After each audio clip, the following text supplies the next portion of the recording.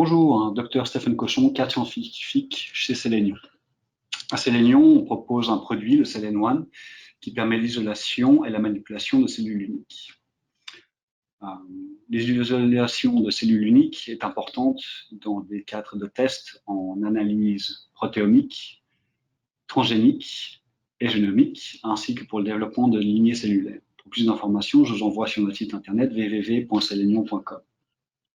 Aujourd'hui, ce qui m'amène, c'est une nouvelle gamme de produits qu'on va sortir l'année prochaine, le Sphero One, qui permet l'isolation et la manipulation d'objets biologiques macroscopiques. En soi, la technologie est similaire au Selen One. La différence, c'est qu'on va faire des gouttes un peu plus grosses, de l'ordre de grandeur du nanolitre jusqu'au microlitre, comparé au picolitre du Selen One. Et on va venir isoler des objets beaucoup plus gros, de l'ordre de grandeur de quelques centaines de micromètres, tels que des sphéroïdes ou des organoïdes. Le procédé d'isolation est similaire au Selen One, où on va venir prendre une image avant chaque goutte, et la machine, le software, est capable de déterminer très rapidement et de manière complètement autonome si la prochaine goutte va contenir un seul objet, plusieurs objets ou pas d'objet du tout, ce qui nous donne une isolation vraiment rapide, efficace et très simple. Les applications du Sphero One, pour nous, c'est vraiment dans le criblage au débit ou encore la génération de modèles tridimensionnels complexes. Et on va sortir ce produit l'année prochaine. Pourquoi est-ce qu'on va venir isoler des objets tridimensionnels tels que des sphéroïdes, des organoïdes?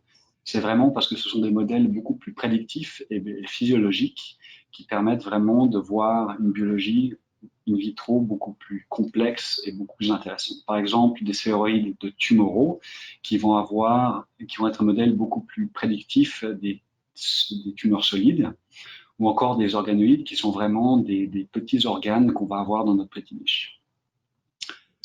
Pour démontrer un peu les capacités de notre système, le Sphero One, on a commencé par faire une démonstration d'isolation de sphéroïdes à partir d'une population générée en vrac.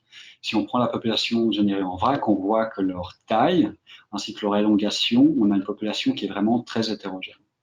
Avec le Sphero One, on va pouvoir venir isoler un seul sphéroïde par puits dans une plaque multipuits qu'on voit ici, selon des critères qui vont être définis par l'utilisateur. En l'occurrence, on va venir isoler une sous-population de sphéroïdes qui aura un diamètre entre 200 et 300 micromètres et une élongation qui sera plus petite que 1,6, ce qui permet vraiment d'avoir une population très homogène.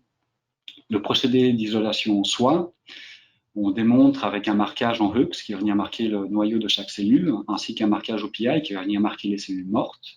On voit que notre population de départ est viable. Notre sphéroïde qui a été isolé, on voit qu'il est intègre et qu'il est viable, alors que notre sphéroïde qu'on a isolé est traité avec un agent cytotoxique est marqué en rouge, ce qui démontre vraiment qu'il est mort. Une application intéressante pour nous, c'est vraiment le criblage au débit et l'accélération des processus. De manière générale, un criblage au débit sur sphéroïde va se dérouler de la manière suivante. On va venir déposer une suspension de cellules, attendre quelques jours qu'on forme vraiment des sphéroïdes. Après quoi, on va pouvoir venir déposer nos agents chimiques et nos drogues.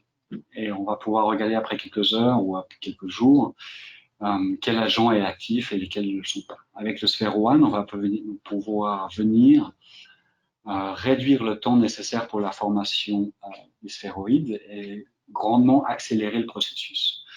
Donc, en préparant une population en vrac, on va pouvoir venir utiliser le Sphero One pour préparer des plaques qui sont prêtes à l'emploi. C'est-à-dire qu'on va pouvoir directement déposer les drogues dans ces puits-là, ce qui va permettre d'avoir des plaques avec des sphéroïdes qui sont très homogènes, sur lesquelles on va pouvoir venir déposer directement nos drogues, ce qui permet vraiment d'accélérer le processus de drug discovery.